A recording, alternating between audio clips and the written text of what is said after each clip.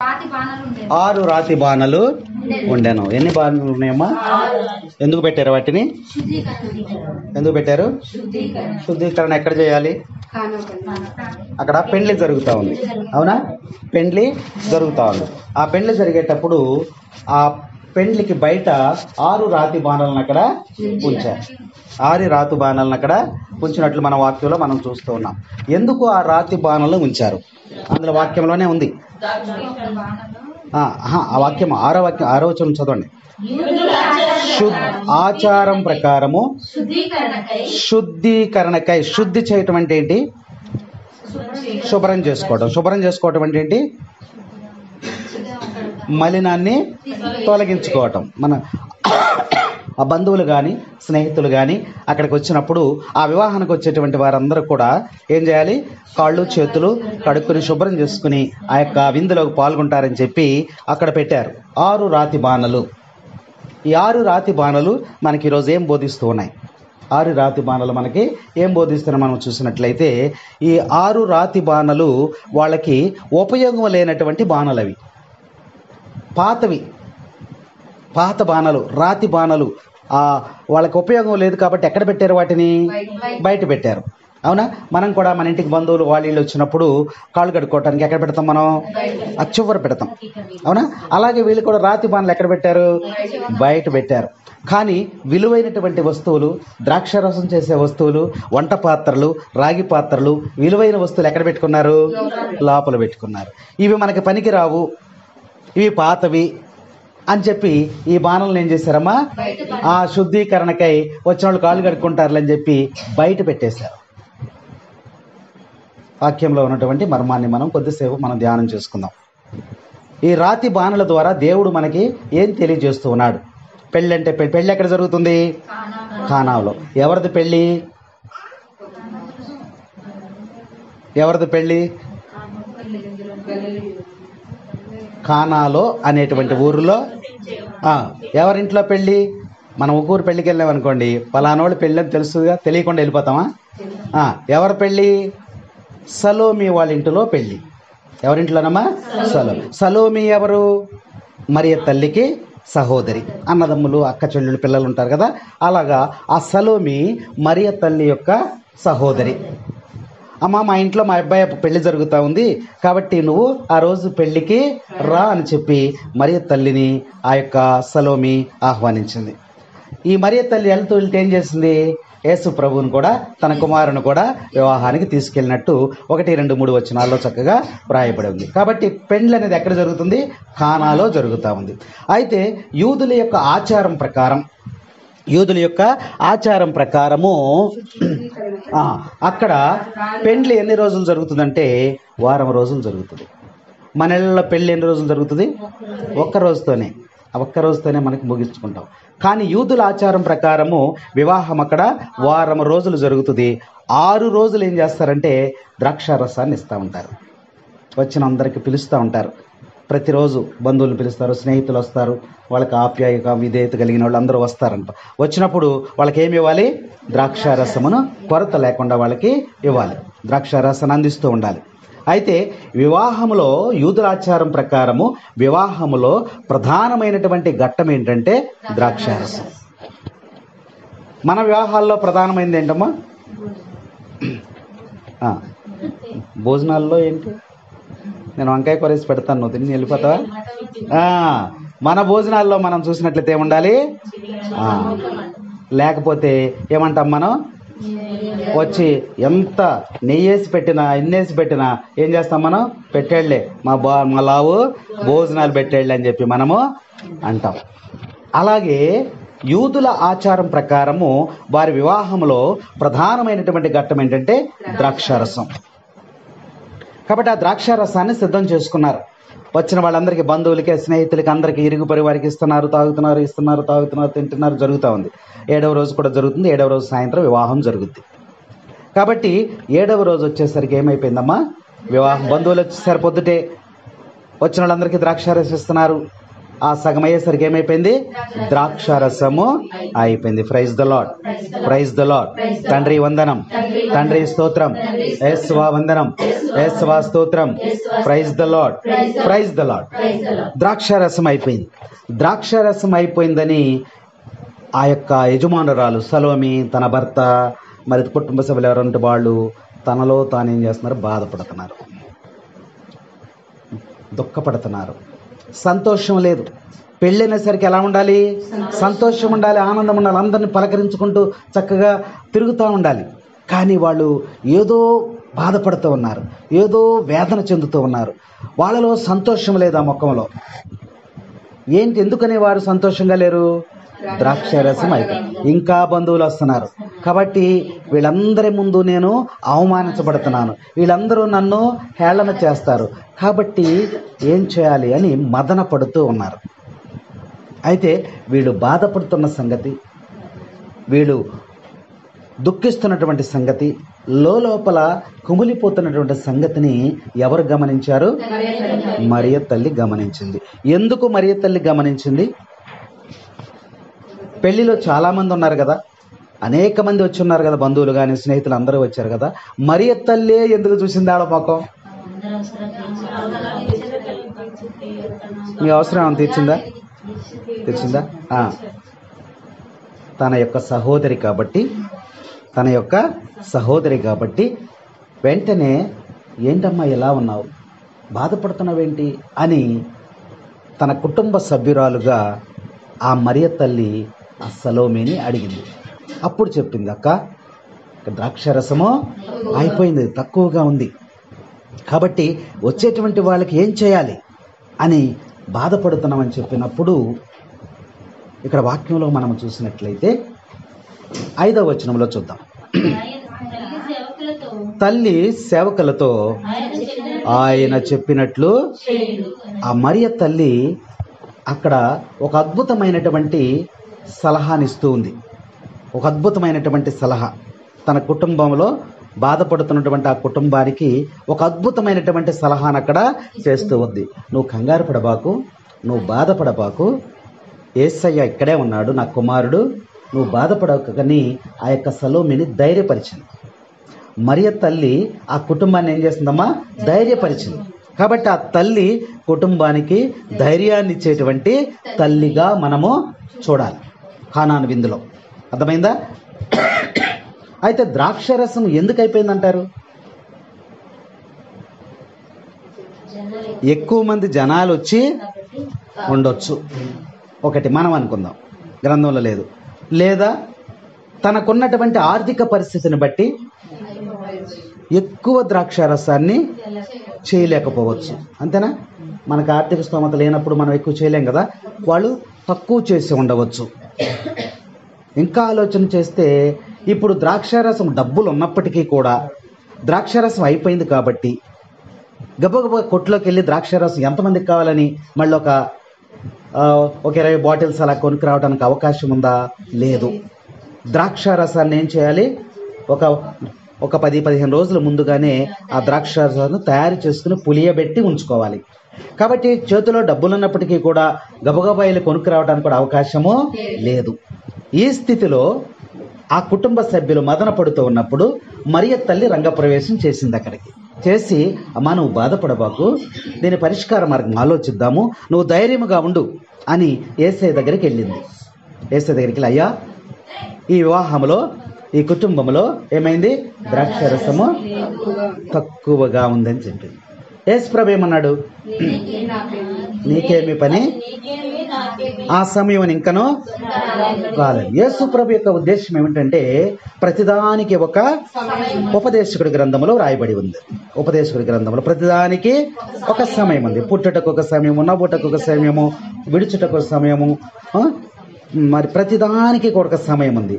ఆ ఉద్దేశంతో యేసు ప్రభు అన్నటువంటి మాట ఏంటమ్మా? ఇంకా సమయం ఇంకా అంటే ప్రభు యొక్క ఉద్దేశం ఏంటి? సమయం వచ్చినప్పుడు చేద్దాం, నువ్వు కంగారు పడవాకు అన్న తల్లిని వారించాడు యేసు ప్రభు. ఎందుకనంటే దానికి ఒక సమయం ఉంది. ఆ సమయం వచ్చినప్పుడు చేద్దాం. అంటే ప్రభు యొక్క ఉద్దేశం ఏంటంటే ఆ కుటుంబాన్ని మరి హేళన చేయబడ్డట్టు ఆయన అనుకోవటం లేదు.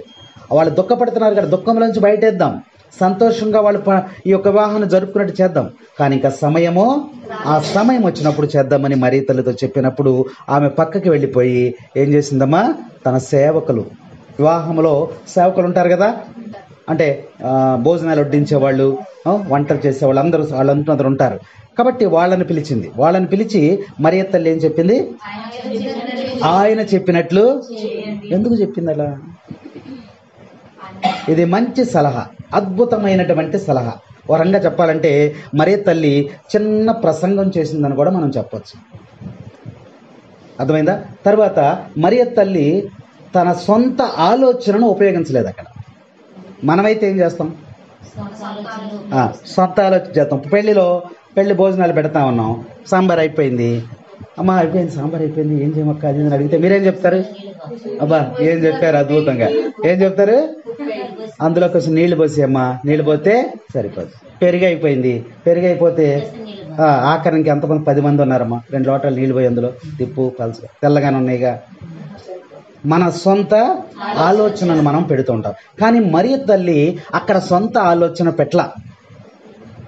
పెట్టకుండా ఏం చేసింది, యేసయ్యకి అప్పగించింది. అప్పగిస్తూ సేవకులకు చెప్పింది, ఆయన చెప్పినట్లు చేయండి. ఆయన చెప్పినట్టు చేస్తే ఏం జరుగుద్దమ్మా? జరుగుద్దంటవా? జరుగుతావా? అది ఎవరికి తెలుసు? మరి తల్లికే తెలుసు. కుటుంబం వాళ్ళకి తెలుసా? ఆ విందులో వాళ్ళకి తెలుసా? పెళ్లిలో వాళ్ళకి తెలుసా? తెలీదు. ఎవరికి తెలిసింది ఆ విషయము? మరియ తల్లి. ఎందుకు మరియ తల్లికి తెలుసు? చిన్ననాటి నుంచి యేసయ్యను పెంచుతుంది కాబట్టి ఆయన శక్తి, ఆయన మహిమ, ఆయన ప్రభావము ఏమిటి అనేది మరియ తల్లికి తెలుసు. యేసు ప్రభు దేవాలయంలో మరొక చోట తప్పిపోయినప్పుడు ఆయన కోసం తిరుగుతూ ఎక్కడ దొరికాడు ఆయన? ఏం చేస్తున్నాడు అక్కడ? ప్రార్థన కాదు, ధర్మశాస్త్ర బోధకులతో వాళ్ళు వేసే ప్రశ్నలన్నిటికీ ఈయన ఏం చేస్తున్నాడు? సమాధానాలు. అది చూసి ఆ తల్లి ఆశ్చర్యపోయింది. ఒక తల్లే కాదు, అక్కడ ఉన్నటువంటి వారి ఇంత జ్ఞానము ఈయనకి ఎక్కడి నుంచి వచ్చింది? ఈయన వడ్రంగి కుమారుడే కదా, యోసేపు కుమారుడే కదా, ఇంత జ్ఞానం ఎక్కడ వచ్చింది? మనము ధర్మశాస్త్రోపయోగ శాస్త్రాలను అభ్యసించాం, పండితులము, మనకు కూడా ఈ ప్రశ్నలకు జవాబులు దొరకటలేదు, కానీ ఈయనకి ఎలా ఇంత జ్ఞానం వచ్చింది అని చెప్పి వాళ్ళందరూ కూడా విస్మయానికి లోనయ్యారు. వాళ్ళందరూ వచ్చి యేసు మరియ తల్లికి చెప్పారు, అమ్మా నీ కుమారుడు ఎలా చెప్తున్నాను అన్నప్పుడు ఆ తల్లి పొంగిపోలేదు. లేదా ఒకళ్ళ దగ్గరికి వెళ్ళి నా కుమారుడు ఎంత తెలివిగలవాడు, ఎంత శక్తి గలవాడు చెప్పుకోవాలా? ఎవరు చెప్పుకోవాలా? ఏం చేసింది? మననం చేసుకుంది. మరియ తల్లి ఇప్పుడు కూడా ఏం చేసింది? మనన చేసుకుంది. మొట్టమొదట గొర్రెల కాపరులు వచ్చారు, అవునా? అక్కడ వారికి ఏం కనిపించింది? ఆకాశంలో ఒక నక్షత్రం కనపడినప్పుడు యూదులకు మీకు ఒక రాజు పుట్టాడు అని చెప్పినప్పుడు గొర్రెల కాపరులు ఎక్కడికి వచ్చారు? మరియ తల్లి దగ్గరికి వచ్చారు. వచ్చినప్పుడు చెప్పారు, అమ్మా లోక రక్షకుడు ఈయన, మాకు ఒక నక్షత్రం కనిపించింది అని చెప్పినప్పుడు కూడా ఆమె ఉప్పొంగిపోకుండా ఏం చేసింది? మనస్సులో పదిలపరుచుకుంది. అలాంటిది మరియ తల్లి యొక్క గుణగణాలు. కాబట్టి ఆ తల్లి ఇక్కడ ఏం చేసింది? ద్రాక్షారసం అయిపోయిందంట, అరే బాబు మీరు వెళ్ళిపోండి, ద్రాక్షారసం అయిపోయిందంట అందరికీ చెప్పిందా? చెప్పలా. ఏం చేసింది? మనస్సునందు ఉంచుకుంది. కుటుంబం దుఃఖంలో ఉంది, కుటుంబం బాధలో ఉంది, కుటుంబానికి ఇప్పుడు అవసరం కావాలి, కొరతగా ఉంది కాబట్టి ఆ మనన చేసుకుంటుందే తప్ప ఎవ్వరికి కూడా చెప్పలేదు. అదే మనమైతే ఏం చేస్తాం? పెళ్లిలో సాంబార్ అయిపోతే అది ఎక్కడ తెలుస్తుంది? ఊరి పొలిమేరలో వాడికి కూడా సాంబార్లు అయిపోయినాయి, భోజనాలు అయిపోతుంది, తొందరగా రండి అని కబుర్లు చెప్తా ఉంటాం. కానీ మరియ తల్లి అలా కుటుంబమును హేళన చేయటానికి ఆమె ఎట్టి పరిస్థితుల్లో కూడా ఇష్టపడలేదు.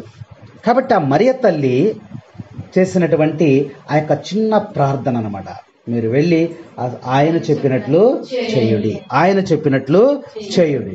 కాళ్ళు ముడుచుకోమా, కుర్చీ వేసుకుంటావా? వేసుకో, చైర్ వేసుకో. కింద కూర్చోవాలంటే కష్టంగా ఉంటుంది, వేసుకో, అక్కడ చైర్ వేసుకో.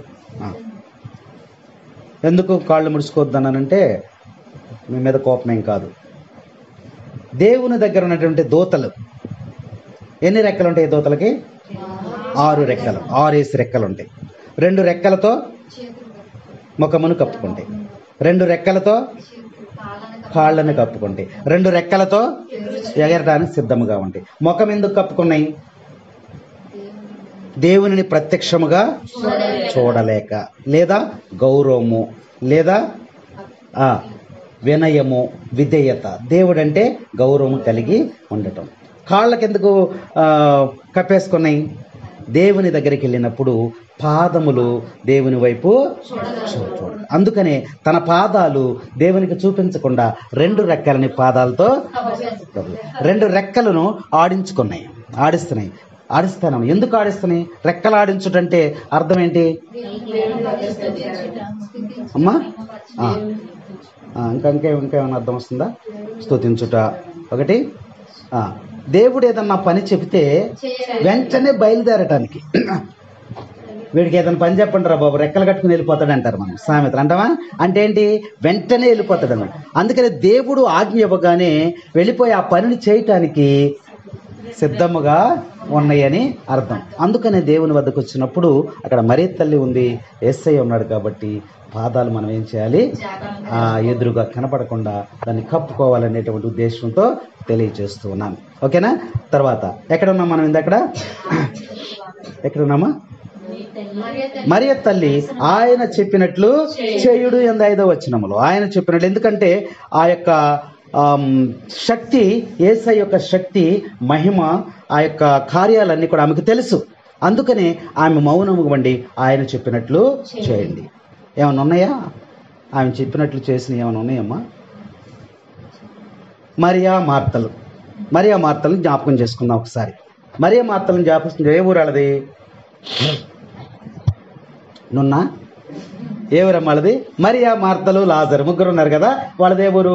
బెతానియా అనేటువంటి ఊర్లో ఉన్నారు. యేసయ్యకు బాగా ఇష్టమైనటువంటి కుటుంబం అది. యేసయ్య దారిలో వెళుతున్నప్పుడల్లా వారింటికి వెళుతూ ఉండేవాడు, ప్రార్థన చేస్తూ ఉండేవాడు, భోజనం రొట్టెల భుజించి వెళుతూ ఉండేవాడు. యేసయ్య ప్రేమించినటువంటి కుటుంబం అది. యేసయ్యను ప్రేమించిన కాదు, యేసయ్య ప్రేమించినటువంటి. మరియా, మార్త, లాజరు చనిపోయాడు. లాజరు చనిపోయినప్పుడు యేసు ప్రభు అక్కడ లేడు. ఏదో సుదూర ప్రాంతాల్లో సువార్త పరిచర్యలు, ఆయన పనులు ఆయన ఉన్నాడు. 4 రోజులు అయిపోయింది. 4 రోజులు అయిపోయిన తర్వాత మరి ఆ వార్త తెలిసి అవటాటిన బయలుదేరి వెంటనే ఇక్కడికి వచ్చాడు. ఇక్కడికి వచ్చేసరికి మరియా, మార్తలు ఏం చేస్తున్నారు? ఏడుస్తూ ఉన్నారు. ఏడుస్తున్నప్పుడు వారిని చూసి యేసయ్య కూడా ఏడ్చాడు, కన్నీరు కార్చాడు. కాబట్టి వాళ్ళకి వీళ్ళకి ఏమన్నా బంధుత్వం ఉందా? లేదు. అయినప్పటికీ కూడా వారి మధ్య ఉన్నటువంటి ప్రేమ బంధాలను బట్టి కన్నీరు కార్చాడని వాక్యంలో వ్రాయబడి ఉంది. అయితే అప్పుడు అంటున్నాడు, అమ్మా లాజరుని ఎక్కడ సమాధి చేశారు? అయ్యా ఆయన సమాధి చేసి 4 రోజులు అయిపోయింది, ఇక దేహం అంతా కూడా కుళ్ళిపోయి ఉంటుందంటే దేవుని మహిమేంటో నువ్వు చూస్తావు, రండి ఎక్కడ సమాధి చేశారని సమాధి దగ్గరికి వెళ్తారు.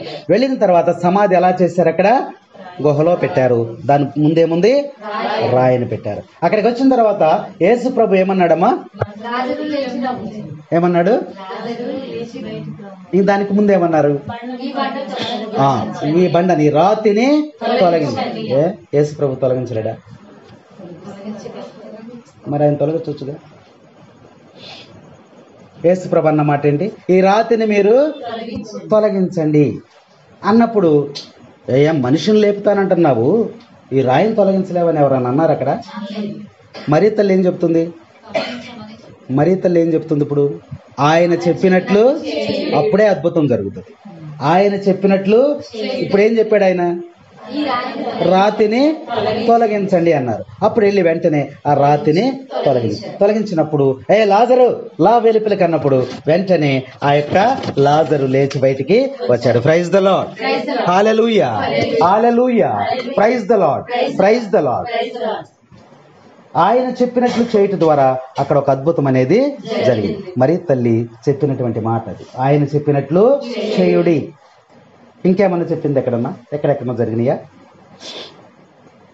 రాత్రంతయు శ్రమ పడినా రాలేదు ప్రభు జయమో, రహదారులు ఎదకిననో రాదాయనో. ఏంటంట? రాత్రంతా కూడా శ్రమ పడ్డారు, ప్రతిఫలం వచ్చిందా? రాలా. పేతురు గారు గొప్పాడు, చేపలు పట్టేటువంటి వాడు. చేపలు ఎక్కడెక్కడ పడతాయో, ఏ టైంలో పడతాయో, ఎలా పట్టాలో అందులో మంచి నేర్పరి. ఆయనకే రాత్రంతా శ్రమ పడిన చేపలు దొరకలేదు. బయటకు వస్తున్నాడు, ఉదయాన్ని బయటకు వచ్చేస్తున్నాడు. వస్తుంటే ఎవరు కనపడ్డారు? యేసు ప్రభు కనపడ్డాడు. యేసు ప్రభు, రాత్రంతా శ్రమ పడ్డామయ్యా, ఒక్క చేప కూడా దొరకలేదు. మనం కూడా అంతా కష్టపడతా ఉంటాం, కానీ చివరికి ఏమీ దొరకదు, ఫలితం ఉండదు. అందుకనే యేసు ప్రభు ఏమన్నాడు అక్కడ? ఎక్కడ ఏమన్నాడు? కుడి వైపున ఎందుకు చెప్పాడు? ఎడం పక్కన ఏమనొచ్చుగా.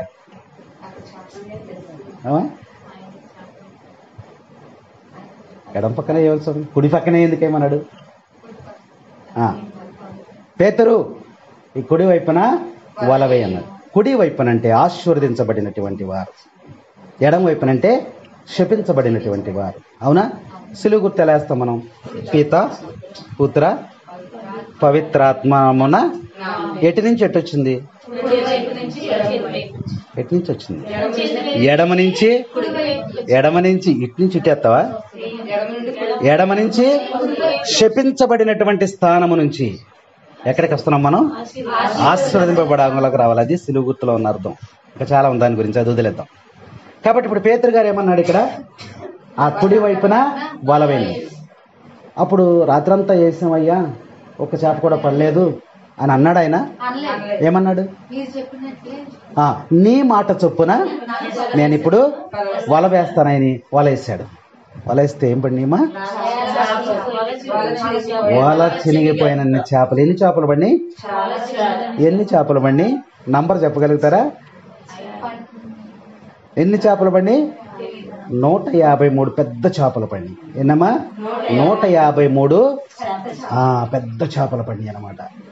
కాబట్టి ఆయన చెప్పినట్లు చేయటం ద్వారా అక్కడ ఏం జరిగింది? అద్భుతం. అందుకనే మరీ తల్లి ముందుగానే గ్రహించి చెప్తుంది, ఆయన చెప్పినట్లు చేయండి. ఇంకేమైనా చెప్పగలుగుతారా మీరు విన్నాయి?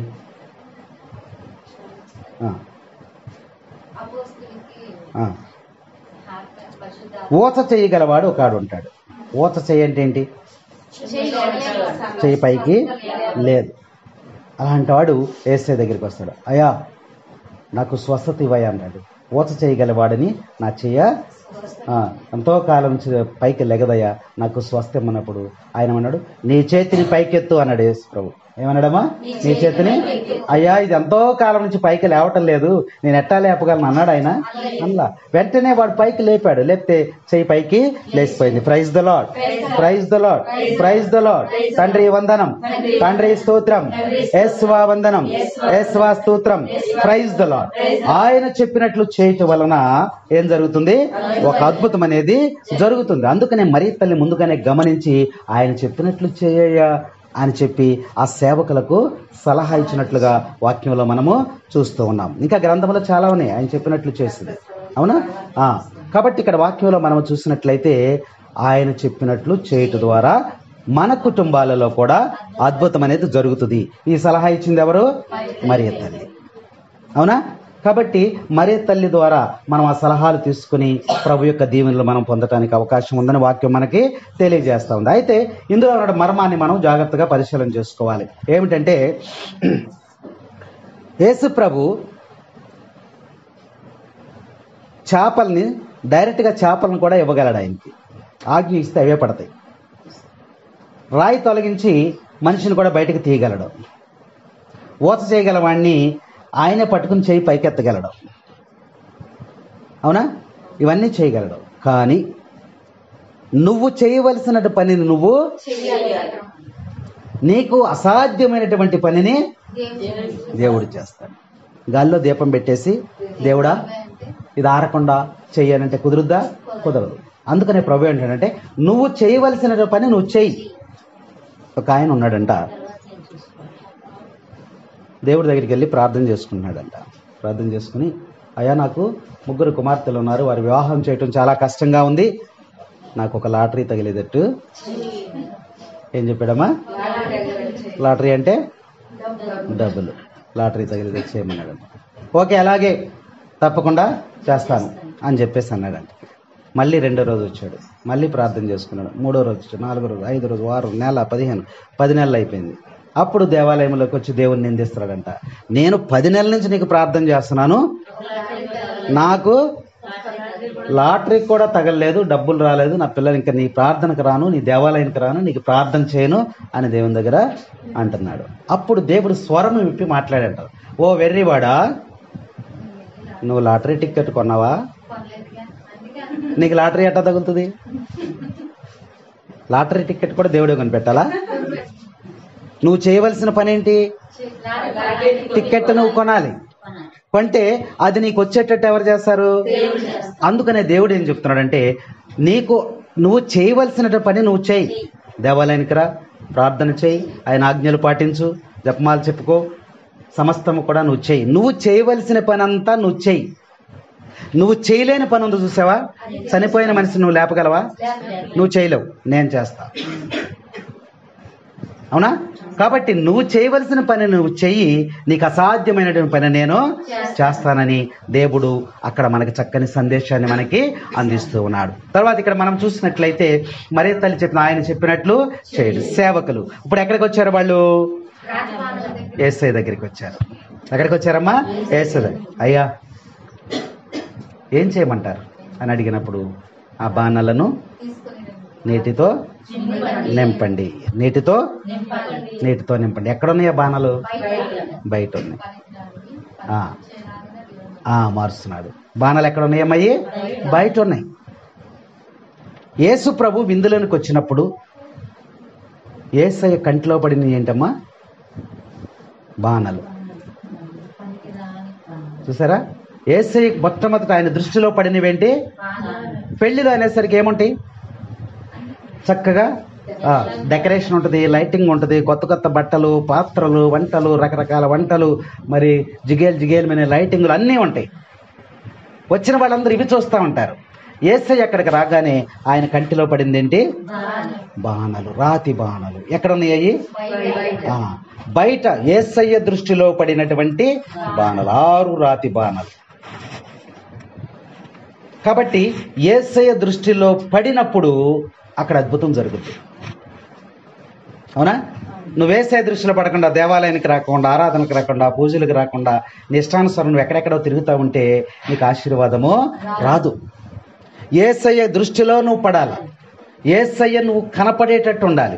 యేసయ్యకు కనబడినటువంటి బాణలు. ఎప్పుడైతే నువ్వు యేసయ్య కనబడతావో అప్పుడు నిన్ను దేవుడు దీవిస్తాడు. ఆ బాణాలు అక్కడ కనబడపోతే ఆయన మరి అద్భుతం జరిగేది కాదేమో అక్కడ. అవునా? కాబట్టి యేసయ్యకు కనబడినటువంటి బాణలు. కాబట్టి మనం ఎలా జీవించాలంటే యేసయ్య కనబడేటువంటి బాణల్లాగా జీవించాలి. ఎలా కనబడదాం యేసయ్యకి? ఎలా కనపడదాం? యేసయ్య మనం చూడాలి. ఇప్పుడు చూడాలంటున్నాడు కదా, పెళ్లిలోకి వచ్చినప్పుడు బాణాలనే చూస్తాడు. మనల్ని ఎలా చూస్తాడు? అమ్మా, నువ్వు దేవాలయంలోనికి వెళ్ళినప్పుడు నీ ఆరాధనను బట్టి, నీ ప్రార్థనను బట్టి నువ్వు దేవునికి దగ్గరగా ఉన్నావా, దూరముగా ఉన్నావా? ఆ బాణలు యేసయ్యకు దగ్గరగా ఉన్నాయి, కంటి చూపుకి దగ్గరగా ఉన్నాయి. అలాగే నువ్వు కూడా యేసయ్యకు కంటి చూపుకి దగ్గరగా ఉన్నావా, లేదా నీ ఇష్టానుసారముగా నీ యొక్క జీవిస్తున్నావా? యేసయ్యకు దూరముగా నువ్వు జీవిస్తున్నావా? ఈ బాణలు మనకు తెలియజేస్తున్నాయి అన్నమాట. కాబట్టి ఈ బాణలు మనం యేసయ్య ఎందుకు చూశాడంటే అవి వెలివేయబడినటువంటి, విలువలేనటువంటి, పనికిరానటువంటి, ఉపయోగకరం లేనటువంటి బాణాలు. మనం ఏదైతే పనికిరాదని మనం అనుకుంటున్నామో దానిని దేవుడు చూసారా? దావీదుని ఎలా ఎన్నుకున్నాడు? ఆయన దావీదుని ఎలా ఎన్నుకున్నాడు? ఆ తండ్రికి ఎంతమంది కొడుకులు? 8 మంది కొడుకులు. అవునా? 8 మంది కొడుకులు. 8 మంది కొడుకుల్లో రాజును చేయటానికి దేవుడు ఒక ప్రవక్తను అక్కడికి పంపించాడు. పంపించి, ఇదిగో ఈ కుటుంబంలో ఉన్న వ్యక్తిని నేను రాజుగా చేయదలుచుకున్నాను, ఒక వ్యక్తిని ఎన్నిక చేయమని చెప్పి సమూయేలు ప్రవక్తనిచ్చి పంపించాడు. పంపిస్తే ఆయన వచ్చాడు, తైలం తీసుకుని వచ్చాడు అభిషేకించటానికి. ఇక్కడికి వచ్చి ఇంటి ముందు నిలబడ్డాడు. పిలిచాడు. పిలిచి, నీ బిడ్డలు ఎంతమంది అంటే, అయ్యా నాకు 8 మంది పిల్లలు ఉన్నారు. సరే, దేవుడు నీ కుటుంబంలోంచి రాజుగా ఎన్నిక చేసుకుంటున్నాడు, నీ కొడుకుని రమ్మన్నప్పుడు ఈయన ఏమనుకున్నాడంట? పెద్ద కొడుకు చాలా ఎత్తుంటాడు, లావుగా ఉంటాడు, బలముగా ఉంటాడు, తెలివిగలవాడు, మంచి మాటకారి, కాబట్టి ఈయన్నే దేవుడు ఎన్నుకొని ఉంటాడని పెద్ద కొడుకుని ఎలియాజరుని పిలిచాడు. పిలిచినప్పుడు వచ్చాడు. వచ్చినప్పుడు దేవుని యొక్క ఆత్మ ఆ ప్రవక్త మీదకి దిగిరాల. రాలేదు. అప్పుడు ఈయన కాదయ్యా, ఇంకో కొడుకు ఉన్నాడని. రెండో వాడు ఉన్నాడండి, రెండో వాడిని పిలిచాడు, అప్పుడు రాలా. మూడో వాడు పిలిచాడు, 4, 5, 6, 7 కూడా పిలిచాడు. దేవుని యొక్క ఆత్మ ప్రవక్త మీదకి దిగిరాడ. అప్పుడు అన్నాడు ఆయన, అయ్యా నీకు ఇంకా బిడ్డలు ఉన్నారా ఎవరన్నా అంటే, ఒకడున్నాడయ్యా, వేస్ట్ ఫెలో, వాడు ఎందుకు పనికిరాడు, పొట్టివాడు, నల్లగా ఉంటాడు, దేనికి కూడా పనికిరాడు. అయితే అతను ఎక్కడున్నాడని అడిగాడు. అతను ఎక్కడున్నాడు? గొర్రెలను కాస్తూ రాళ్ల మీద, కొండల మీద, గుట్టల మీద కూర్చుని ఏం చేస్తున్నాడు ఆయన? దావీదు వాలే నాట్యమాడి తండ్రిని స్తుతించెదము, దావీదు వాలే నాట్యమాడి తండ్రిని ఏం చేస్తున్నాడు ఆయన? దేవుని స్తుతిస్తున్నాడు, దేవుని ఆరాధిస్తూ ఉన్నాడు. అది చూశాడు ఆయన. నీ ఎత్తు, నీ బలము, నీ రంగు, నీ ఆస్తి, నీ హోదా, నీ అధికారము, నీ అంగబలము, నీ ఆస్తి బలము ఏమి దేవుడు చూడడు. ఏం చూశాడు? నీ హృదయాన్ని చూశాడు. దేవుణ్ణి ప్రేమించుట, దేవుణ్ణి ఆరాధించుటని అక్కడ చూశాడు. అతను కూడా పిలిపించమన్నాడు. పిలిపించినప్పుడు వెంటనే దావీదుని పిలిచినప్పుడు దేవుని యొక్క ఆత్మ ప్రవక్త మీదకి వచ్చేసింది. వెంటనే తైలము చేత ఇతన్ని దేవుడు అభిషేకించాడు. Praise the lord, praise the lord. కాబట్టి దేవుని యొక్క ఎన్నిక, నువ్వేదైతే పనికిరాదు అనుకుంటున్నావో, ఏదైతే ఉపయోగం లేదనుకుంటున్నావో దానినే దేవుడు ఎన్నిక చేసుకుని. ఈ పాత్రలు వీళ్ళేమనుకున్నారు? పనికిరావనుకున్నారు, బయటపడేశారు. విందుకు చాలా దూరంగా ఉన్నాయి, సంతోషానికి చాలా దూరంగా ఉన్నాయి, ఉత్సవానికి చాలా దూరంగా ఉన్నాయి, ఆ లైటింగ్, డెకరేషన్ అన్నిటికీ చాలా దూరంగా ఉన్నాయి. కాబట్టి ఇవెందుకు కూడా పనికిరావనేటువంటి ఆలోచన కుటుంబ సభ్యుల్లో ఉంది. మనం కూడా అనుకుంటాం, నేను ఎందుకు పనికిరాను అనుకుంటాం, నన్ను ఎవరు లెక్క చేయట్లేదు అనుకుంటాం, లేదా నాకు అది లేదు ఇది లేదు అని అనుకుంటాం. కానీ దేవుడు నీ ప్రార్థనని ఆలకిస్తాడు. దానిని బట్టి నీకు ఆశీర్వాదము, దానిని బట్టి నీకు దీవెనలు, దానిని బట్టి నీవు బహుమానాన్ని పొందుతావని దేవుడు ఈ వాక్యం ద్వారా మనకి తెలియజేస్తారు. అందుకనే దేవునికి కనపడేటువంటి బాణలలాగా మనము జీవించాలి. తర్వాత అవి పనికిరావన్నారు. మనం కూడా పనికిరాని వారు. కొంతమందికి మనం కూడా పనికిరాం, వీడు ఎందుకురా వేస్ట్ వాళ్ళు పనికిరాడు అంటారు. లేదా మనం మంచిగా నెమ్మదిగా ఉంటే వీడు అమాయకురాడు రా, వీడు ఎందుకు పనికిరాడని మనతో వెలివేస్తారు. దాని వలన దేవుని పేరట బట్టి నువ్వు హేళన చేయబడినప్పుడు తగినటువంటి బహుమానాన్ని నువ్వు పొందుకుంటావని ప్రభువు మనకి సెలవిస్తూ ఉన్నాడు. కాబట్టి దేవునికి కనబడినటువంటి పాత్రలాగా మనము జీవించాలి. రెండవది, ఇంకో పాత్రలు చూసినట్లయితే ఆ పాత్రలకు ఉన్నటువంటి ప్రాధాన్యత ఏంటంటే, రెండవది నింపబడినటువంటి పాత్రలు. దేని చేత నింపబడిని? తర్వాత వచనం చదువు, 6వ వచనం, 7వ వచనం చదువు. నీటితో యేసు ప్రభు ఏం చెప్పాడమ్మా? యేసు ప్రభు ఏమని చెప్పాడు? అయ్యా మేము ఏం చేయాలనేటప్పుడు ఆ బాణలను నీటితో నింపండి. కాబట్టి ఆ బాణాలు నింపడానికి వీళ్ళు వెళ్ళారు. బాణాలు నింపేటప్పుడు ఏం చేస్తారు? ముందు అమ్మా కడుగుతారు. కడగబడినటువంటి పాత్రలు, కడగబడినటువంటి పాత్రలు. దేవుని వాక్యము చేత నీవు కడగబడాలి. ఎందుకు కడగాలి? పాత్రలు అక్కడ ఉన్నాయి కదా, నీటితో నింపమన్నాడు కదా. వీళ్ళు ఏం చేస్తారు? వెళ్ళి గబగబా మీ ఇంటికి ఎవరన్నా భోజనానికి వచ్చారనుకోండి, ప్లేట్లతో అన్ని పొద్దుటే కడిగేసి ఉన్నాయి. భోజనానికి వచ్చినప్పుడు మళ్ళీ ఏం చేస్తావు? నువ్వు కడిగే ఉన్నాయిగా, ఎందుకు కడుగుతున్నావు? పడకుండా. అవునా? పాత్రలు అక్కడ ఉన్నప్పటికీ కూడా నీటితో నింపండి అన్నప్పుడు వాళ్ళు వెళ్ళి ఏం చేశారు? కడిగారు. అంటే కడగబడినటువంటి పాత్రలు. యేసయ్య చేత, పవిత్రాత్మ చేత నువ్వేం చేయాలి? కడగబడాలి. దేవుని యొక్క ఆత్మ చేత నువ్వు కడగబడాలి. దేవుని యొక్క వాక్యము చేత నువ్వు కడగబడాలని ఆ రాతి బాణలు మనకి తెలియజేస్తూ ఉన్నాయి. అవునా? మొదటిది ఏంటమ్మా? యేసయ్య దృష్టిలో పడినటువంటి బాణల్లాగా మనం ఉండాలి. రెండవది కడగబడినటువంటి పాత్రలాగా మనము జీవించాలి. ఎప్పుడైతే నువ్వు దేవుని వాక్యము చేత, పవిత్రాత్మ చేత నువ్వు కడగబడతావో అప్పుడు దేవుడు నీకు తగినటువంటి బహుమానాన్ని, ఆశీర్వచనాలను ఆయన దయచేస్తాడు. కడగబడిన పాత్రల తర్వాత ఏం చెప్పాడు? నీటితో నింపమన్నాడు. నీటితో నింపమన్నాడు. నీరు అనగా దేవుని యొక్క వాక్యం, దేవుని యొక్క వాక్యం. బాణలు నింపమన్నాడు. అంటే ఈ రాతి బాణలు అంటే నీ హృదయం.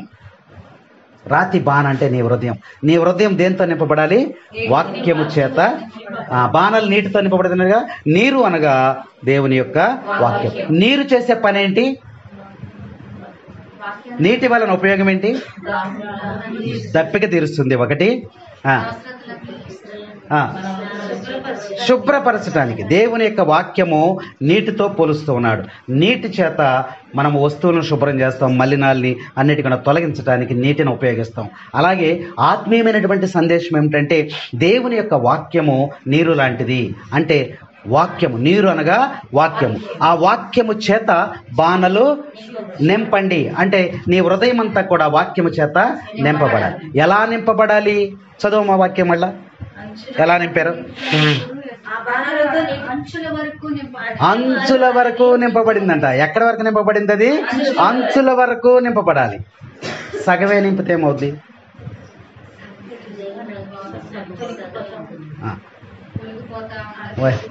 సగమై తొలగిపోద్దంటవా?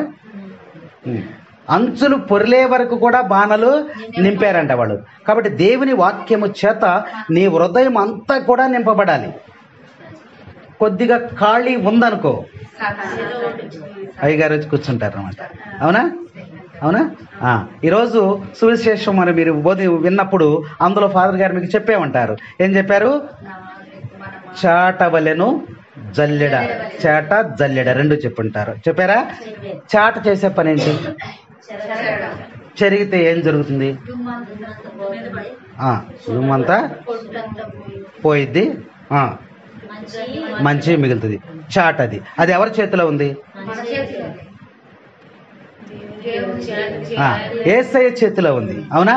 నా చేతిలో చాట సిద్ధముగా ఉన్నది అని ప్రభువు మనకి వాక్యంలో సెలవిస్తూ ఉన్నాడు. అంటే చాట ద్వారా మరి ఈ యొక్క పోత పోసినప్పుడు ఏమవుద్ది? పొట్టంతా కూడా వెళ్ళిపోద్ది, మంచి మాత్రం. అంటే మీరు బియ్యం చెరుగుతారు కదా, చెరిగినప్పుడు ఈ బియ్యాన్ని చెరిగినప్పుడు ఆ చాట చేసే పని ఏంటమ్మా? మంచి మాత్రం అక్కడ ఉంచుకుని చెడు మొత్తము బయట. అది యేసయ్య చేసే పని. నా చేతిలో చాట సిద్ధముగా ఉన్నదని యేసయ్య చెప్తున్నాడు. అంటే మంచి మాత్రమే, పరిశుద్ధమైన మాత్రమే నా దగ్గర ఉంటారు. అపవిత్రమైనటువంటి వారు ఏమి వెళ్ళిపోతారు? పొట్టులాగా బయటికి వెళ్ళిపోతారు. ఎక్కడ పడేస్తారు వాళ్ళని? అగ్నిలో, ఆరనటువంటి అగ్నిలో పడేస్తానన్నాడు. కాబట్టి చాట చేసే పని. అవునా? ఈరోజు మరి సిరాపుత్రుడు యేసు జ్ఞాన గ్రంథము 27వ అధ్యాయము 4వ వచనములో ఏముంది? జల్లెడ ఉంది. జల్లెడ చేసే పని ఏంటమ్మా?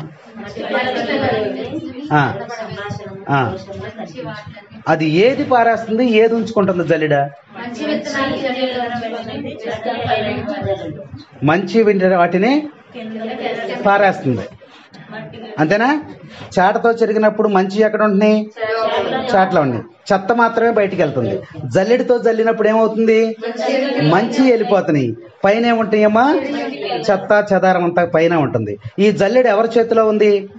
లూకా శుభవార్త 22వ అధ్యాయము 31వ వచనం ఒకసారి చదువుమా. లూకా శుభవార్త 22వ అధ్యాయం మీరు చూసినప్పుడు 22వ అధ్యాయము 31వ వచనం. అట్లే సీమోను గోధుమల వలె జల్లెడ పట్టుటకు సైతాను ఆశించను. జల్లెడ ఎవరి చేతిలో ఉంది? చాట ఎవరి చేతిలో ఉంది? చూసారా? దేవుడు తూర్పారబట్టినప్పుడు మంచి విత్తనములన్నీ కూడా గిడ్డంగల్లో చేర్చుకుంటాడు. ఆయన పొట్టును పారేస్తాడు. సైతాన్ ఏం చేస్తుంది? మంచి అన్ని పారేస్తుంది. అవునా? పారేసి చెడుని, అంటే వ్యసనాలతో ఉన్నటువంటి దేవునికి దూరంగా ఉన్నటువంటి వాళ్ళందరినీ పట్టుకుంటుంది. అది జల్లిస్తుంది. జల్లెడతో జల్లించి మంచిగా ఉన్నటువంటి వారు, అంటే దేవునికి దగ్గరగా ఉన్నటువంటి వారు, పవిత్రమైనటువంటి వారు, ప్రార్థనలో ఉన్నటువంటి వారు, దేవునితో సహవాసం చేసేటువంటి వారు అందరినీ అది పట్టించుకోవట్లా. ఎవరు కావాలి దానికి? చెడు సావాసము, చెడు మాటలు, చెడు తలంపులు, చెడు ఆలోచనలు, వ్యసనాలు, ఎలా ఉన్నటువంటి అపరిశుద్ధమైనటువంటి మలినమైనటువంటి ఆలోచనతో ఉన్నటువంటి వారిని అది జల్లెడ పట్టి జల్లించి పైన జాగ్రత్తగా ఉంచుతుందని వాక్యం మనకి ఈరోజు హెచ్చరిక చేస్తూ ఉంది. కాబట్టి ఇక్కడ రాతి బాణలు మనం చూసినట్లయితే, రాతి బాణలు నీరు పొర్లే విధముగా నీటితో నింపారు. బాటిల్ తీసుకుందాం. ఒక బాటిల్లో ఖాళీ ఉందనుకోండి, ఆ ఖాళీలో ఏముంటుందమ్మా? ఇక్కడ బాటిల్ ఉంది. బాటిల్ నిండా నీళ్ళు ఉన్నాయి కదా? నీళ్ళు ఉన్నాయా? నిండా ఉన్నట్టు ఉన్నాయి. నిండా ఉన్నాయి బాటిల్లో నీళ్లు. ఈ బాటిల్లో ఇక్కడ వరకే నీళ్ళు ఉన్నాయి అనుకుందాం. చదువుకునే పిల్లలు చెప్తారు, ఇక్కడ వరకే నీళ్ళు ఉన్నాయి, ఈ నీళ్ళు లేవు. ఖాళీ ఉంది, బాటిల్లో ఖాళీ ఉంది. ఇందులో ఏముంటుంది? ఏముంటుంది? ఏముంటుంది? ఏంటి నెమ్మదైపోయారేంటి? ఫస్ట్ గాలి పట్టిందా? ఫస్ట్ గట్టిగా అని చెప్పారు కదా. ఇందులో ఏముందమ్మా? చెప్పు, గట్టిగా చెప్పు. ఇందులో ఏముంది? గాలి వస్తుంది. గాలి వచ్చి చేరిపోద్ది ఇక్కడికి. నీరు ఫుల్గా పోస్తే ఇందులో గాలి ఏమైపోద్ది? బయటికి వెళ్ళిపోద్ది. నీ హృదయంలో కూడా ఖాళీ ఉందనుకోండి, అందులోకి ఏం చేరుద్ది? సైతాను. ముందు ఒక సైతాన్ వస్తుంది హృదయంలోకి, వచ్చి చూసుకుంటుంది అనుకూలంగా ఉందా లేదా, వాతావరణం అంతా కూడా ఏసీ గట్ర అన్నీ ఉన్నాయా లేవా, మనం చెప్పినట్టు వింటున్నాడా లేదా అన్నీ చూసుకుంటుంది. రైట్, మనం చెప్పినట్టు వింటున్నాడు కాబట్టి మనకి ఇది చాలా అనుకూలంగా ఉంది అని చెప్పి వెంటనే ఇక్కడి నుంచి లేచి బయటికి వెళ్ళిపోద్దండి. వెళ్ళిపోయి మళ్ళీ 12 దళాలను తీసుకొస్తుందంట తన ఫ్రెండ్స్. ఎంతమంది? 12 దళాలకు తీసుకొచ్చి, ఇక్కడ మంచి ప్లేస్ ఒకటి నేను చూశాను, మనం ఎలా చెప్తే అలా వింటాడు, కాబట్టి మీరందరు రండి అని చెప్పి వాళ్ళందరినీ ఇందులో ఖాళీలోకి నింపేస్తుంది. దళం అంటే ఎంతమంది అమ్మా? దళం అనగా 100 మంది. ఎన్ని దళాలను తీసుకొస్తుంది? మార్కు సువార్తలో ఉంటుంది అది. 12 దళాలను తీసుకొచ్చి ఇందులో పెట్టింది. అంటే ఎంతమంది? చూసారా, ఈ స్థలంలో ఇక్కడ ఉండిపోతాయి. ఇప్పుడు నువ్వు అది చెప్పినట్టు తింటావు, అది చెప్పినట్టే వింటావు. అందుకని రాతి బాణలు మనకి ఏం చెప్తున్నాయి అంటే, ఈ బాణలను అంచుల వరకు నీటితో, అంటే నీ హృదయాన్ని ఎక్కడి వరకు నింపాలి?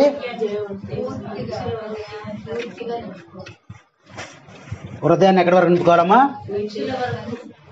హృదయము నిండా దేవుని వాక్యముతో నింపబడాలని ఇక్కడ వాక్యం మనకు చక్కగా తెలియజేస్తారు. రాతి బాణలు, కడగబడినటువంటి పాత్రలు, దేవునికి దగ్గరగా కడగబడినటువంటి పాత్రలు. ఇప్పుడు ఏం చెప్పాము? ఇప్పుడు ఇది నింపబడినటువంటి పాత్రలు.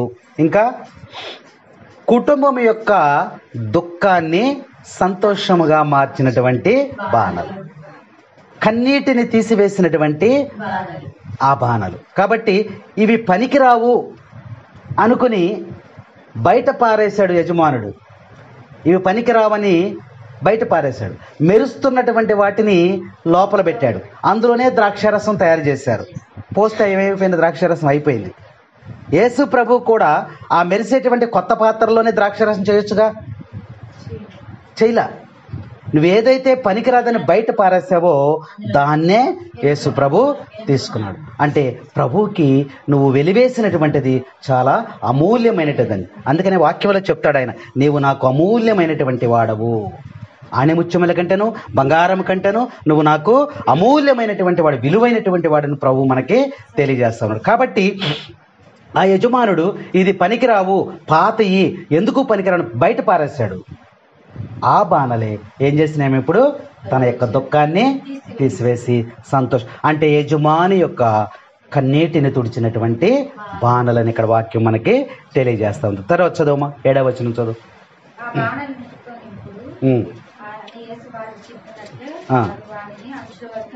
తర్వాత వచ్చిన చదువు. అంతటా ఆయన మీరు విందు పెద్ద వద్దకు కొంచెము ముంచుకొని పొండు.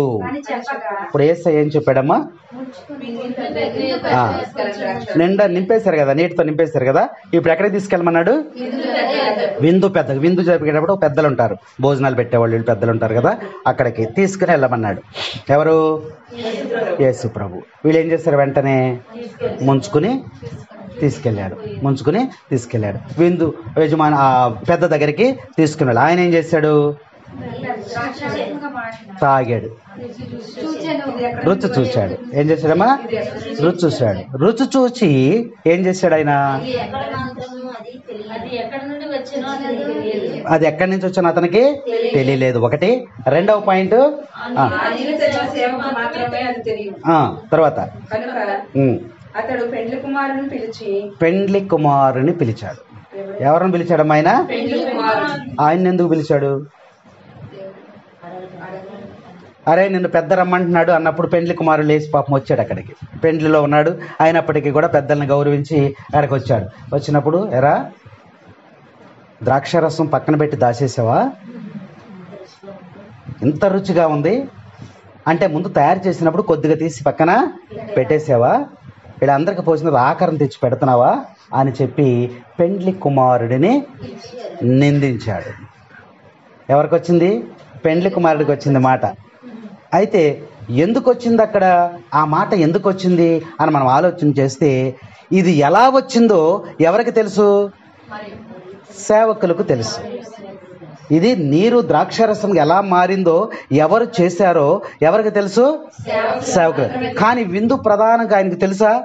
తెలీదు. వీళ్ళు వెళ్ళినప్పుడు ఏం చేయాలి అక్కడ? అయ్యా ద్రాక్షారసం అయితే అయిపోయింది, యేసయ్య ఒక ఆయన వచ్చారు, నీటిని ద్రాక్షారసముగా మార్చడని చెప్పారా? చెప్పలేదు. అంటే దేవుడు అక్కడ మహిమపరచబడలేదు. నీ చేత నువ్వు అద్భుతం పొందావు, మేలును పొందావు, ఆశీర్వదించబడ్డావు, కానీ ఆ మహిమ ఆ ఘనత ప్రభువుకి అక్కడ ఇవ్వలేదు. పైగా పెండ్లి కుమారుడు మీద నిందపడింది. అక్కడ ఎందుకు వీళ్ళు సేవకులు వెళ్ళి చెప్పకపోవటం వలన. అందుకనే దేవుడు నీకు మేలు చేసినప్పుడు, దేవుడు నీ కుటుంబంలో ఒక అద్భుతం చేసినప్పుడు, ఒక ఆశ్చర్యమైన కార్యం చేసినప్పుడు నువ్వేం చేయాలి? సాక్ష్యం ఇవ్వాలి, సాక్ష్యం చెప్పాలి. సాక్ష్యము చెప్పకపోతే, నీకు పొందినటువంటి మేలుని నువ్వు ప్రజలకు తెలియచేయకపోతే, తోటి విశ్వాసులకు తెలియచేయకపోతే దేవుడు మహిమపరచబడడు. అందువలన నువ్వేం చేయాలి? సాక్ష్యం రూపంలో దేవుడు చేసినటువంటి మేలుని సాక్ష్యం రూపంలో నువ్వు చెప్పాలి. సేవకులు చేసిన తప్పదే, దాని వలన దేవుడు అక్కడ మహిమపరచబడలేదని వాక్యం మనకి తెలియజేస్తా ఉంది. కాబట్టి ఇది మొదలుకొని నువ్వేం చేయాలి? నీకు దేవుడు నీ కుటుంబంలో మేలు చేసినప్పుడు నువ్వేం చేయాలి? ఆ దేవుణ్ణి మహిమపరచాలి. ఆ మహిమ, ఆ ఘనత అదంతా అక్కడ ఎవరికి దక్కాలి? యేసయ్యకి మాత్రమే దక్కాలని చెప్పి వాక్యం అక్కడ మనకి బోధిస్తూ ఉంది. ఇప్పుడు విందు ప్రధాన దగ్గరికి వెళ్ళింది కదా, వెళ్ళినప్పుడు ఆయన రుచి చూశాడు. రుచిచ్చినప్పుడు ఎలా ఉందమ్మా? అది రుచిగా ఉంది, రంగు కలిగి ఉంది, చిక్కగా ఉంది. ఎలా ఉంది? రుచిగా ఉంది, రంగు కలిగి ఉంది, చిక్కగా ఉంది, శ్రేష్టమైనటువంటి ద్రాక్షారసం ఇదని పలికాడు ఆయన. తాగినటువంటి వ్యక్తి. ఇంత నీటికి రంగు ఉందా? లేదు. నీటికి రుచి ఉందా? లేదు. నీటికి చిక్కదనం ఉందా? లేదు. కానీ ఆ నీటిని రంగు లేని, రుచి లేని, శ్రేష్టకరమైనటువంటి కాని దానిని యేసయ్య ఏం చేశాడమ్మా? రుచి కలిగిన దానిని రుచిగాను, చిక్కగాను, శ్రేష్టమైనటువంటి దానిగా దేవుడు మార్చాడు. కాబట్టి దేవుని చేత, వాక్యము చేత నువ్వు నింపబడినప్పుడు, దేవుని వాక్యము చేత నువ్వు నింపబడినప్పుడు, ఆశీర్వదించబడినప్పుడు నీ జీవితానికి రంగు, రుచి, వాసన, చిక్కదనము, శ్రేష్టమైనటువంటి వ్యక్తిగా నువ్వు జీవిస్తావని ఇక్కడ వివాహం మనకి తెలియజేస్తా ఉంది. Praise the lord, praise the lord. అలాంటి ఒక అద్భుతము ఇప్పుడు మన రమేష్ గారి కుటుంబంలో దేవుడు చేయబోతూ ఉన్నాడు. రమేష్ గారి బిడ్డలు మరి పరీక్షలు రాస్తూ ఉన్నారు. రేపటి దినాన్న పెద్ద పాప, 17వ తారీఖు నుంచి చిన్న పాప కూడా పరీక్షలు మొదలవుతూ ఉన్నాయి. కాబట్టి విందులో నీటిని ద్రాక్షరసంగా ఏ విధంగా మార్చాడో అలాగే ఈ ఆరాధన ద్వారా, దేవుని మహిమపరచడం ద్వారా, దేవుని ఘనపరచడం ద్వారా ఈ కుటుంబంలో దేవుడు ఒక అద్భుతాన్ని చేయబోతూ ఉన్నాడు. నీరులాగా నీ కుటుంబాన్ని ద్రాక్షరసంగా మార్చబడుతుంది. రంగు లేనటువంటి ఈ కుటుంబానికి దేవుడు ఒక రంగునిస్తూ ఉన్నాడు. పలచగా ఉన్నటువంటి ఈ కుటుంబానికి చక్కటి చిక్కదనాన్ని ఇస్తూ ఉన్నాడు. శ్రేష్టకరము లేనటువంటి మరి ఈ కుటుంబానికి దేవుడు ఒక శ్రేష్టకరమైనటువంటి మహిమను ఈ కుటుంబానికి, బిడ్డలకు ప్రదర్శించబోతున్నాడు అనే విశ్వాసంతో మనం ఇక్కడ ప్రార్థన చేస్తూ ఉన్నాం. Praise the lord, praise the lord, praise the lord. కాబట్టి ఇక్కడ వాక్యాన్ని మనం పరిశీలన చేసినప్పుడు మరి ఆ మొదటి నుంచి కూడా వివాహం గురించి, రాతి బాణల గురించి మనం తెలుసుకుంటూ ఒక్కొక్క అంశాన్ని మనం ధ్యానం చేసుకున్నప్పుడు దేవుడు చివరికి ఏం చేశాడమ్మా? ఒక అద్భుతాన్ని, శ్రేష్టమైనటువంటి అద్భుతాన్ని ఇక్కడ చేసినట్లు మనము ఈరోజు వాక్యంలో మనం ధ్యానం చేసుకున్నాం. కాబట్టి ఈ వాక్యము ద్వారా, ఈ వివాహం ద్వారా, లేదా ఈ రాతి బాణల ద్వారా మన జీవితాన్ని కూడా మార్చుకోవాలి. ఎందుకంటే యేసయ్యకు కనబడేటువంటి బాణల్లాగా మనము జీవించాలి. కనబడతామంటే ఆదివారం ఆరాధనకి వెళ్ళటం. మనకున్నటువంటి జబ్బు ఏంటంటే సామలూరు వస్తే వెళ్తాం, ఉపదేశం వస్తే వెళ్ళాం. దేవుడు నిన్ను లెక్కిస్తాడు. సంవత్సరంలో ఉన్నటువంటి అన్ని ఆదివారం విశ్రాంతి దినమును పరిశుద్ధముగా ఆచరించుడి. అప్పుడే నీకు దీవెనలు, అప్పుడే దేవుడు నిన్ను పరిశీలించి చూస్తున్నాడని వాక్యం మనకు చక్కగా బోధిస్తూ ఉంది. కాబట్టి ఆయన చెప్పినటువంటి మాటను చేయుట ద్వారా ఆయన ఏం చెప్పాడు? విశ్రాంతి దినమును పరిశుద్ధముగా ఆచరించండి. మరి నువ్వు అది ఆచరించినప్పుడు దీవెనలు ఎలా వస్తాయి? నీకు రావు. అందుకనే కుటుంబ సమేతముగా నువ్వు ఆదివారం ఆరాధనకి, నీకు అక్కడ సాములోరు ఉన్నారా, ఉపదేశ మాస్టర్ ఉన్నారా, మరిదళ్ళ సభ్యులు ఉన్నారా, నీకు అనవసరమైనటువంటి విషయం. నువ్వు ఎక్కడికి వెళ్ళాలి? దేవాలయంలోనికి నువ్వు దేవుణ్ణి చూడటానికి నువ్వు వెళ్ళాలి. అప్పుడు దేవుడు నిన్ను దేవుని దృష్టిలో నువ్వు పడతావు. ఎప్పుడైతే నువ్వు దేవుని దృష్టిలో పడ్డావో అప్పుడే నీకు ఆశీర్వాదము. నువ్వు దేవుని మహిమపరచడానికి, గణపరచడానికి వెళుతున్నప్పుడు నిన్ను అనేక మంది హేళన చేస్తారు. వెళ్తుందిరా పెద్ద భక్తురాల్లాగా, బైబిల్ తీసుకుని బయలుదేరిందిరా అని హేళన చేస్తారు. ప్రార్థన చేసినప్పుడు అవమానిస్తూ ఉంటారు. కాబట్టి నా నిమిత్తము నువ్వు హేళన చేయబడినా, అవమానించబడినా, గేలి చేయబడినా తగినటువంటి బహుమానాన్ని నువ్వు పొందుకుంటామని ప్రభువు మనకి సెలవు. ఆయన కావాలి మనకి. వీళ్ళు లోకంలో ఎవరో కూడా ఏమి నరులను నమ్ముకోవటం వలన నీకేమీ ప్రయోజనమో లేదు. దేవుని నమ్ముకోవటం వలన నీకు బహుమతి లభిస్తుంది. అందుకనే ఈ శాంతకుమారి మరి మొన్న దారిలో కనపడి అక్కడ స్కూల్కి వెళ్తున్నప్పుడు మధ్యలో ఆమె డ్యూటీకి వెళ్తే అక్కడ ఆపింది. మాస్టర్ ఒకసారి ఆగండి అంటే, అది ఏంటమ్మా అంటే, ఇంటి దగ్గర మరి బంధువులు పిలుచుకుంటున్నాను, జపమాల ద్వారా మరి చిన్న వాక్యం ద్వారా పిల్లలు పరీక్షలకు వెళ్తున్నారని ఆమె చెప్పటం కూడా జరిగింది. అంటే ఆమె ఏం చేస్తుందంటే దేవుని తన గృహంలోనికి ఆహ్వానించుకుంటుంది. ఎప్పుడైతే యేసయ్యను నువ్వు ఆహ్వానించుకున్నావో అప్పుడు నీ కుటుంబంలో అద్భుతము జరుగుతుంది. బెతానియాలో మరియ మార్తలు యేసయ్యను ఆహ్వానించడం ద్వారా తన సహోదరుడు బతికాడు. యాయిరు మరి తన కుమార్తెను చనిపోయినప్పుడు యేసు ప్రభుని ఆహ్వానిస్తేనే, చూసారా, యేసు ప్రభుకి నువ్వు ఎప్పుడైతే గృహంలోనికి ఆహ్వానించుకుంటావో అప్పుడు నీ గృహంలో ఒక అద్భుతం అనేది, ఒక ఆశ్చర్యమైన కార్యం అనేది నీకు జరుగుతుందని ప్రభువు మనకి లేఖనాల్లో తెలియజేస్తూ ఉన్నాడు. కాబట్టి దానిని విశ్వసించాలి. నీ విశ్వాసమే నిన్ను స్వస్థపరచును. రక్తస్రావ రోగి ఏమనుకుందమ్మా? ఏమనుకుంది? ఆమె ఎంతో మంది వైద్యుల దగ్గరికి తిరిగింది సాలు వచ్చేసింది. చివరికి తన ఆస్తి అయిపోయింది. ఆమె ఎవరు అసలు? రక్తస్రావికి ఎవరు? ఆమె పేదరాలేం కాదు. ఎవరామె? ఒక రాజుగారి యొక్క కుమార్తె, ధనవంతురాలు ఆమె, రాజుగారి యొక్క కుమార్తె. అలాంటిది తనకున్నటువంటి ఆస్తినంతా కూడా అమ్మివేసింది. అయినా రోగం తగ్గల. ఒక్కరోజు అనుకుంది, యేసయ్య వస్త్రాన్ని నేను తాకితే చాలు అని అనుకుంది. తన మనసులో ఒక ఆలోచన వచ్చినప్పుడు ఆ వస్త్రాన్ని తాకటానికి ప్రయత్నం చేసింది. చూసారా, ఇక్కడ వాక్యంలో వివాహ విందుని గురించి మనం ధ్యానం చేస్తున్నాం కదా. యేసయ్య నీటిని ద్రాక్షరసంగా మార్చేటప్పుడు ఏం చేశాడు?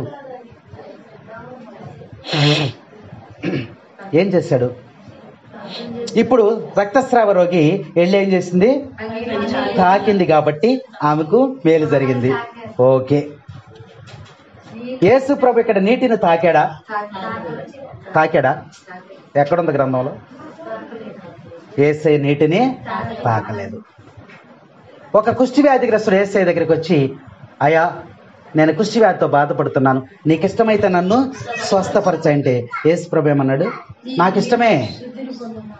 ఇష్టమే అని వెంటనే ఆయన ఏం చేశాడు? తాకి స్వస్థ. యేసయ్య ఇలా తాకగానే స్వస్థ వచ్చేసింది. మరి ఇక్కడ నీటిని తాకలేదుగా, బాణం తాకలేదుగా. అనేక చోట్ల యేసయ్య తాకాడు. కొన్ని చోట్ల ఏమన్నాడు? శతాధిపతి వచ్చాడు యేసయ్య దగ్గరికి. శతాధిపతి, సైన్యములకు అధిపతి అయినటువంటి శతాధిపతి, అయ్యా నా కుమార్తె జ్వరంతో బాధపడతావు, చనిపోయింది కాబట్టి నువ్వు ఒక్కసారి మా ఇంటికి తీసుకురండి రా. ఆయన సేవకులను పంపించాడు. గబగబా వాళ్ళు వచ్చారు. వచ్చి తీసుకుని వెళ్తుంటే ఎదురొచ్చారు, అయ్యా కుమార్తె చనిపోయిందంటాను. అప్పుడు ఈయన శతాధిపతి ఎదురొచ్చాడు, అయ్యా నువ్వు నా ఇంటికి రావటానికి నాకు అర్హత, నువ్వెక్కడుండి ఒక్క మాట పలికితే చాలు. అక్కడ అబ్బా ఎంత విశ్వాసము! ఇంతటి విశ్వాసం కలిగినటువంటి వ్యక్తిని నేను చూడలేదు. నీ విశ్వాసమే నిన్ను అన్నాడు. ఆ మాట అన్నాడు, విశ్వాసమే నిన్ను స్వస్థపరచును అన్నాడు. 5 రొట్టెలు 2 చేపలు యేసయ్య దగ్గరికి తీసుకెళ్లారు. ఎవరు తీసుకెళ్లారు? చిన్న పిల్లవాడు తీసుకెళ్లాడు. అవునా? 5 రొట్టెలు 2 చేపలు తీసుకెళ్ళినప్పుడు ఆ 5 రొట్టెలు 2 చేపలు తీసుకుని పైకెత్తి, తండ్రి వీటిని ఆశీర్వదించని యేసయ్య ప్రార్థన చేశాడు. తాకాడు, ప్రార్థన, తండ్రి దేవుణ్ణి. అది 5,000 మందికి సరిపోయింది. మరి ఇక్కడ నీటిని ద్రాక్షరసంగా మారు అని అనలేదే, పోయిన బాణల్ని తాకలేదే. మరి ఏం మాట్లాడకుండా ఎలా జరిగిందమ్మా అద్భుతం? అమ్మా నింపమన్నారు, వాళ్ళు నింపారు. ఆ మాట ద్వారా అయిందంటవా? ఓకే. యేసయ్య యొక్క ఉద్దేశం ఏమిటంటే, తను ఏమనుకున్నాడంటే ఆ కుటుంబం ఎలా ఉంది? ఎవరు చెప్పారు? ఎవరు చెప్పారు? ఆ కుటుంబం ఎలా ఉంది? దుఃఖంలో ఉంది, బాధలో ఉంది, కన్నీరు విడుస్తుంది, వేదనలో ఉంది, శోధనలో ఉంది, బలహీనతలో ఉంది, ఆర్థిక పరిస్థితులు సమకూరలేదు. ఇలాంటి బాధలన్నీ కూడా ఆ కుటుంబంలో ఉన్నాయి. ఆ తల్లి ఆయనకి చెప్పింది. ఆయన మనసులో ఏమనుకుంటున్నాడంటే, ఈ రాజేష్ యొక్క, శాంతకుమారి యొక్క కుటుంబము ఈ బాధ నుంచి, ఈ దుఃఖం నుంచి నేనేం చేయాలి? తొలగించాలి అనుకుని తన కుటుంబాన్ని తన మనస్సులో ఆలోచించాడు యేసయ్య. ఎప్పుడైతే తన కుటుంబమును గురించి ఆలోచించాడో వెంటనే అక్కడ ఏం జరిగింది? అద్భుతం జరిగింది. ద్రాక్షరసం అయిపోయిందన్నారు కాబట్టి ఆ కుటుంబం వేదన తొలగించాలి కాబట్టి, దాన్ని సంతోషంగా మార్చాలి కాబట్టి యేసయ్య వారి గురించి మనసులో తలంచుకున్నప్పుడు అక్కడ అద్భుతం అనేది జరిగింది. ఆయన తాకవసరం లేదు, తండ్రి దేవుని ప్రార్థన చేయవసరం లేదు. మనసులో నీ గురించి కూడా యేసయ్య మనసులోనికి నువ్వు వెళ్ళినట్లయితే నీకు కూడా ఒక అద్భుతం అనేది జరుగుతుందనే వాక్యం మనకి ఈ సమయంలో హెచ్చరిక చేయబడుతూ ఉంది. సమయం ఎంత అయిందమ్మా? 10 అయిందా?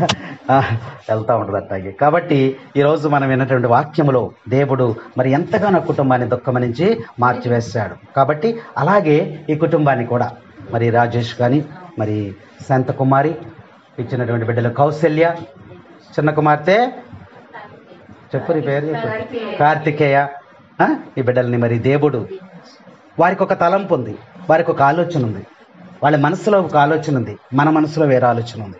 వారు ఎందుకు ప్రార్థన పెట్టుకున్నారో అది దేవుడికి తెలుసు. ఎందు నిమిత్తమైతే పెట్టుకున్నారో వారికి తెలుసు. వారి కుటుంబంలో ఏది కొరతగా ఉందో వారికి తెలుసు. దేవుడు వారి కుటుంబానికి గొప్ప మేలులు చేశాడు. రమేష్కి ఆరోగ్యం బాగోక పెరాలసిస్ వచ్చినప్పుడు ఆమె ఎంతో భుజాన్ని మీద చేసుకుని నడిపించుకుంటూ గనవర్లో కనపడింది. నాకు ఏంటమ్మా ఇక్కడ ఉన్నామనంటే ఎలా బాగాలేదని చెప్పింది. దేవుడు అద్భుతంగా మరలా 2-3 నెలల్లోనే చక్కగా నడిపించగలడు. Praise the lord. నువ్వు విశ్వసిస్తే నీ కుటుంబంలో కూడా ఒక అద్భుతము జరుగుతుంది. కానాను విందులో ఆయన చెప్పినట్లు చేయుడి. ఆ మరి తల్లి మాటను ఏ పని చేసినా సరే మనం ఆ మాటని జ్ఞాపకపరుచుకుంటూ ఆయన చెప్పినట్టు చేయటం ద్వారా ఈ కుటుంబంలో కూడా ఒక మేలు చేస్తాడని విశ్వాసంతో ఈరోజు మనందరం కూడా ప్రార్థన చేస్తున్నాం. అలాగే మీ కుటుంబాలలో కూడా మరి ఎంతో సుదూర ప్రాంతం నుంచి ఇక్కడికి వచ్చి వీరి కోసం ప్రార్థన చేస్తున్నటువంటి మీ కుటుంబాలను, మీ భర్తలను, మీ బిడ్డలను, మీ కుటుంబాలన్నింటినీ కూడా ఆ మరియ తల్లి మధ్యస్థ ప్రార్థన ద్వారా మీ కుటుంబాలన్నీ కూడా దేవుని చేత ఆశీర్వదించబడాలని ప్రత్యేకంగా మనందరం ప్రార్థన చేద్దాం. మరి ముఖ్యముగా ఆ బిడ్డ కౌశల్యను, మరి కార్తికేయన్ పరీక్షల నిమిత్తమై మరి వాడు ఎంతో బాధపడుతూ, అంటే బాధ కాదు కలవరపడుతూ ఉన్నారు. ఎందుకనంటే పరీక్ష రాసే పిల్లల కన్నా తల్లిదండ్రులకి ఏంటి వీళ్ళ భవిష్యత్తు ఏంటి, వీళ్ళ భవిష్యత్తు ఏంటి, ఇది పాస్ అయితే నెక్స్ట్ ఇంకో కోర్సులోనికి వెళ్తారు ఆడపిల్లలు అని చెప్పి కుటుంబ సభ్యులు, మరి ఆ యొక్క తల్లి, ఆ తండ్రి బాధపడుతూ ఉన్నారు, వేదన చెందుతున్నారు. కానాను విందులో అసలు ఏ విధముగా బాధపడుతూ ఉందో అలాగే ఇక్కడ ఈ యొక్క పురుషోత్త పట్టణంలో ఈ యొక్క రమేష్ గారి కుటుంబంలో ఆ శాంతకుమారి కూడా అదేగా కలవరపడుతూ ఉంది. అందుకనే ప్రభు అంటున్నాడు, భయపడకుడి. ఏమంటున్నాడు? భయపడకుడి. బైబిల్ గ్రంథంలో ఎన్నిసార్లు రాయబడి ఉందమ్మా? భయపడకుడి. గ్రంథం అంతా చదివారు ఎప్పుడన్నా? ఈ చివరి నుంచి ఆ చివరికి ఎన్నిసార్లు ఉందమ్మా? భయపడకుడి 365 సార్లు రాసి ఉంటుంది గ్రంథంలో. ఎన్నిసార్లు రాస్తుంది? 365 సార్లు రాస్తుంది. సంవత్సరానికి ఎన్ని రోజులు? అంటే రోజుకి ఒకటి. ప్రతి నిత్యం కూడా దేవుడు భయపడకుడి, కలవరపడకుడి అని తెలియజేస్తున్నాడు. కాబట్టి శాంతకుమారికి, రమేష్ గారికి ఈరోజు దేవుడు వాగ్దానం ఇస్తున్నాడు, మీరు భయపడవలదు. కాబట్టి ఆయన చెప్పిన మరీ తల్లి మాటను జ్ఞాపకం చేసుకుంటూ యేసయ్య చెప్పినటువంటి కలవరపడకుడి, భయపడకుడి, నేను నిన్ను ఆశీర్వదించేదను, ఇది మొదలుకొని నేను నిన్ను ఆశీర్వదించేదను అని చెప్పి దేవుడు పలికినటువంటి మాటలను మనం జ్ఞాపకం చేసుకుంటూ వారి కుటుంబాల బిడ్డల కోసం ప్రత్యేకంగా ప్రార్థన చేద్దాం. రేపటి దినాన్ని పాప హాస్టల్లో ఉంది, మరి రేపటి రోజు పరీక్షకి వెళ్తుంది కాబట్టి ఆ బిడ్డ కోసం ప్రార్థన చేద్దాం. 17వ తారీఖున కార్తికేయ సెంటర్లు వచ్చినాయా? అదే వచ్చినాయా సెంటర్లు? 10th క్లాస్ ఎక్కడ?